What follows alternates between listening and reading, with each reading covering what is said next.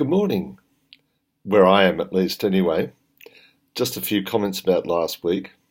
We started off looking at the links between the ATLs, the learning outcomes, and the learner profile. And we could see that there was a strong link between the three of them, really all of them emanating from the mission statement. And the learner profile particularly provided the basis for the seven CAS learning outcomes. Then we looked at what we could accept as evidence or proof of the learning outcomes, and that was quite interesting to see some of your interpretations of it. But perhaps the most important aspect of the week was really the last learning engagements were to do with what is CAS. And I think this is the thing which causes most CAS coordinators the most headaches to start with. And we've got to be very clear about what we think CAS is. So first of all, we need to be clear that whatever a student is proposing is actually going to fit one or more of the definitions together of C, A, and S. Secondly, it does have to be a genuine challenge for the student. And thirdly, it should address at least one of the learning outcomes. One of the problems with Managed Back particularly is that students tend to tick all the boxes for all the learning outcomes. And so what happens is that you see learning outcomes stated but not explained. So that's a third thing there. A fourth thing about CAS, which is important, is of course that students aren't able to use activities which could be the basis for internal assessment or the extended essay, for example, as part of CAS. And really the proposals that students should have should be ethical. Now, you don't have to ask questions or post on the burning questions. I suggested that several of you look there because there were some questions which were asked which you may be thinking about, and I've given some of my own personal responses to that. Two that came up, which I think are always contentious, to do with religion.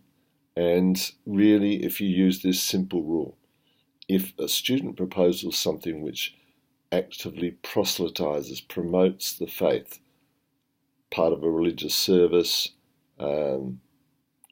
things like Sunday school, that's not really CAS, because the IB is a humanist organisation and supports no particular religious faith. The second question was about political involvement, and here one needs to be careful on two counts. The first and most obvious one is that you don't want students engaged in something which is going to be personally risky for them, legally or physically. And the second one is, does the political organisation, do the ideals of the organisation actually line up properly with the CAS missions, the IB mission statement?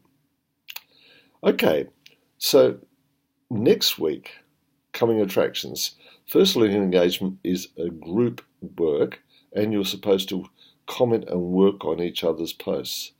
And the groups are already in the announcements section. Then it moves on to, I think, after what is CAS, one of the most important aspects of CAS is about how to reflect and also how to develop reflection. That's really important that students know what's expected of them and that they are expected to reflect. And just try to keep in mind the fact that the way students reflect varies so much from person to person. And the last two aspects deal with what's a CAS project, and you have the chance to present some ideas about CAS projects. And one thing I would stress, and it was a question that was asked, is that the only comment there is about CAS projects really is that they must be collaborative and they must last a minimum of 1 month. However, in my experience, very few CAS projects are just for 1 month. But these are an aspect of CAS which require thought and management from you as the CAS coordinator. Lastly, in this third week, there's the issue of buying in CAS projects from commercial providers. And my comment here is be very, very clear about what you're going to get.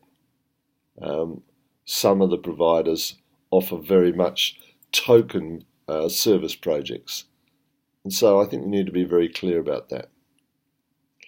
One last point to recap. It's very important.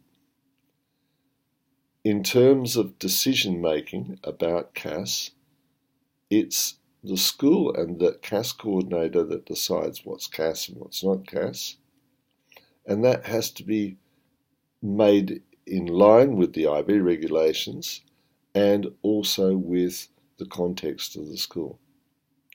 Now, I'm really looking forward to reading your posts. There were some wonderful posts from last week, and I appreciate how hard you've all worked to get where you have at the moment. So good luck with this week's posts.